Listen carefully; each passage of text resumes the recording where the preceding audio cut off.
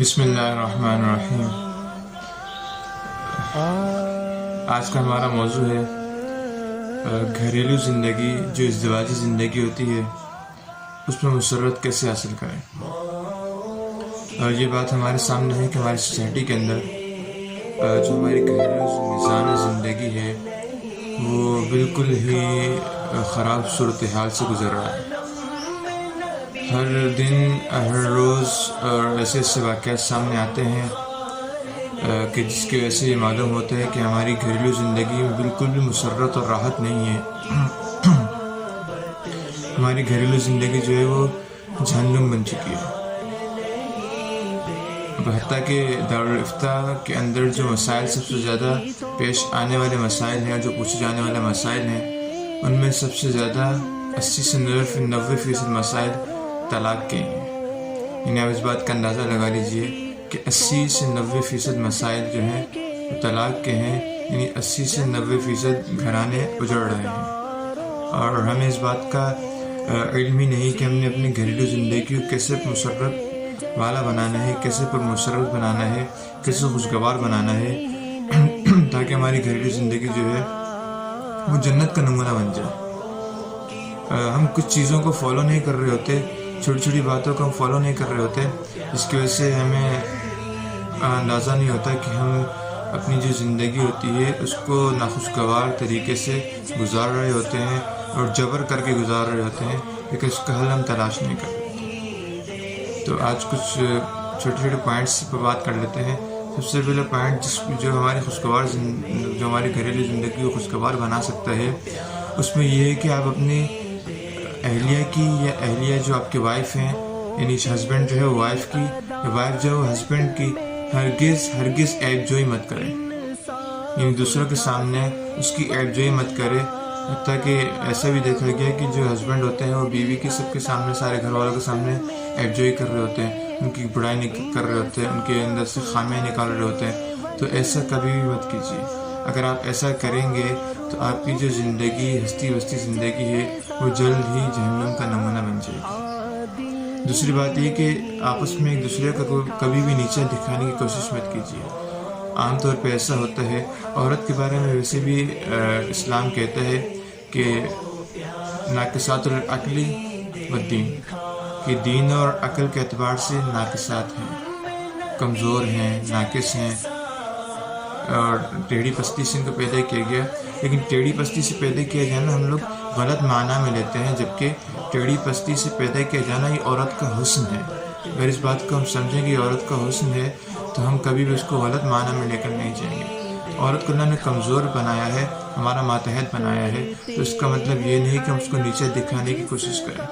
بہت سے مرد حضرات ایسا کرتے ہیں کہ اپنی بیویوں کو نیچے دکھانے کی کوشش کرتے ہیں، اپنی والدہ سے ان کی والدہ کو کمپیریزن کرتے ہیں، اپنی بہنوں سے ان کی بہنوں کو کمپیریزن کرتے ہیں، اپنی والدہ کے ہاتھ کے کھانے سے اس کے ہاتھ کے کھانے کو کمپیریزن کرتے ہیں، اور ایک دوسرے کو اور اس بیوی کو نیچے دکھانے کی کوشش کرتے ہیں۔ تو اس کی وجہ سے بیوی کے دل میں آپ کے لیے جو اچھائی تھی وہ ختم ہوتی چلی جاتی ہے اور نفرت اس کی جگہ لے لیتی ہے۔ تو کبھی بھی ایک دوسرے کو ایک نیچے دکھانے کی کوشش مت کیجیے، نہ تو بیوی شوہر کو نیچے دکھانے کی کوشش کرے اور نہ ہی شوہر بیوی کو نیچے دکھانے کی کوشش کرے۔ تیسرا یہ کہ کبھی بھی کاموں میں ایک دوسرے کے کاموں کی نکتہ چینی مت کیجیے، یعنی کیڑے مت نکالیے، بات بات پہ کیڑے نہیں نکالیے۔ ہم لوگوں کی عادت بن چکی ہے کہ ہم بات بات پہ بیوی کے کاموں کے، گھر والوں کے کاموں کے کیڑے نکال رہے ہوتے ہیں، جبکہ اللہ کے نبی صلی اللہ علیہ وسلم کی ذرا سنت ملاحظہ فرمائیے۔ حضرت انس رضی اللہ تعالیٰ عنہ فرماتے ہیں کہ میں 17 سال آپ علیہ السلام کی خدمت کرتا رہا، لیکن کبھی بھی آپ علیہ السلام نے مجھ سے یہ نہیں فرمایا کہ انس تم نے یہ کیوں کیا، یا انس تم نے مجھ سے یہ کیوں نہیں کیا۔ یعنی ذرا ملاحظہ فرمائیے، خادم ہے گھر کا، اس کے ساتھ یہ سلوک فرما رہے ہیں، کیا فرما رہے ہیں؟ 17 سال تک مجھے کبھی یہ نہیں فرمایا کہ انس تم نے یہ کیوں کیا یا یہ کیوں نہیں کیا۔ تو اور ہم اپنے گھر والوں کے ساتھ ہی ایسے سلوک کرتے ہیں، نکتہ چینی کرتے ہیں، بات بات میں کیڑے نکالتے ہیں۔ اس سے یہ ہوتا ہے کہ ہمارا تاثر جو ہے وہ غلط پڑنا شروع ہو جاتا ہے، اور گھر والوں کے دل میں یہ بات جڑ پکڑ لیتی ہے کہ اس کی تو عادت ہے کیڑے نکالنے کی، اور پھر ہماری بات کا اثر نہیں رہتا۔ چوتھا جو سب سے اہم کام ہم جو نہیں کرتے ہم کیڑے تو بہت جلدی نکالتے ہیں، ایڈ جوئی بھی کر لیتے ہیں، نکتہ چینی بھی کر لیتے ہیں، اور غلطی ہونے پر ڈانٹ ڈپٹ بھی دیتے ہیں، لیکن کبھی ہم اچھی بات کرنے پر اس کی خلوص دل سے تعریف نہیں کرتے۔ جب اپنی ذرا تعریف کا جادو ملاحظہ فرمائیے۔ ایک بزرگ کی فرماتے ہیں، ان کا واقعہ ہے کہ میں ایک جگہ اپنے ایک شاگرد کی، اپنے ساتھی کی دعوت میں گیا، تو جب کھانا پیش ہوا، مختصراً یہ کھانا پیش ہوا، تو کھانے کے بعد میں نے بے ساختہ یہ کہا کہ سبحان اللہ، ماشاء اللہ، کتنا مزے کا کھانا بنا ہوا تھا۔ تو مجھے پردے کے پیچھے سے رونے کی آواز آنا شروع ہو گئی۔ میں پریشان ہو گیا کہ اللہ خیر، کہ اسے کیا مسئلہ ہو گیا۔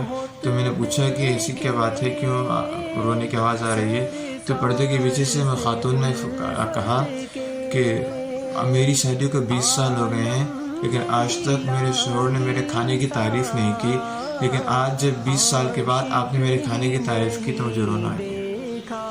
تو اندازہ لگائیے کہ ہم لوگ بہت دور ہیں اپنے اسلام سے، اپنے طریقوں سے، ادب و آداب سے، رہن سہن کے طریقوں سے ہم بہت دور ہیں، اس لیے ہماری گھریلو زندگی جو ہے وہ تباہ و برباد ہے۔ تو خلوص دل سے تعریف کیجیے۔ کھانا بنا اچھا ہے، دل سے تعریف کیجیے۔ کوئی اچھا کام ہوا، آپ کے کپڑے وقت سے پہلے استری ہو گئے، آپ کو وقت سے پہلے کھانا مل گیا، آپ کی ساری چیزیں وقت سے پہلے آپ کو مل گئیں، نہ بھی ملی وقت پہ مل گئیں، کبھی آگے پیچھے ہو جاتا ہے، تو تعریف دل سے کیجیے، پھر تعریف کا اثر دیکھیے۔ اور 5ویں اہم بات یہ کہ کسی بھی خاص موقع پر توجہ ضرور دیں۔ ہم لوگ وقت نہیں دیتے، اپنے کام والوں کو توجہ نہیں دیتے، اپنے کاموں میں بزی رہتے ہیں، ان کو توجہ نہیں دیتے۔ جب توجہ نہیں دیتے تو ان کا دھیان بٹنا شروع ہو جاتا ہے۔ توجہ دیجیے، عید کا موقع ہے، غمی کا موقع ہے، خوشی کا موقع ہے، خصوصاً بیماری کے ایام میں ہمارے گھر والے جو ہیں وہ ہماری توجہ چاہتے ہیں، خصوصی توجہ دیجیے اور اخلاق سے پیش آئیے۔ بدتمیزی کا تو گنجائش ہی نہیں ہے۔ وہ آپ کی بیوی، اللہ نے اس کو آپ تک ماتحت کیا ہے، یا بیوی اپنی شوہر سے اخلاق سے پیش آئے کہ اللہ نے اس کو آپ کا سردار بنایا ہے، مجاز خدا بنایا ہے۔ ان چیزوں کی چھوٹی چھوٹی باتوں کی جب ریاض رکھنا شروع کر دیں گے، زندگی پر مسرت ہونا شروع ہو جائے گی۔ کبھی کبھی ایک دوسرے کو تحفہ دے دیا کیجیے، پیار کا اظہار کیا کیجیے۔ شوہر جب جانے لگے اپنی بیوی سے پیار کا اظہار کر کے جانا۔ جب واپس گھر آئے تو اپنی بیوی کے لیے چھوٹا موٹا کوئی تحفہ آتا کہ ایک گلاب کا پھول بھی لے کر آ سکتے ہیں۔ جب شوہر گھر سے تھکا ہوا ہے تو بیوی اس کا ہنسی مسکراتے ہوئے جب استقبال کر لے تو شوہر کے ساری دن کی تھکاوٹ دور ہو جاتی ہے۔ اس طرح بیوی کو حکم ہے کہ شوہر کے لیے سجے سنورے، تو اسی طرح شوہر کو اپنی بیوی کے لیے سجا اور سنورا ہونا چاہیے، خوشبو لگا کر رکھنی چاہیے، اپنے آپ کو سنوار کر رکھنا چاہیے۔ تو دونوں طرف سے جب ہم ساتھ چلیں گے، ہم تعاون کریں گے، تب ہماری جو زندگی ہے وہ سیٹل ہو جائے گی انشاءاللہ۔ اللہ کی ذات سے امید ہے کہ یہ ویڈیو آپ کو پسند آئی ہوگی۔ اگر پسند آئی تو اس کو ضرور شیئر کیجیے گا اور لائک بھی کر دیجیے گا، اور چینل کو سبسکرائب بھی کر دیجیے گا۔ انشاءاللہ ملتے ہیں ایک نئی ویڈیو کے ساتھ، تب تک کے لیے اللہ حافظ۔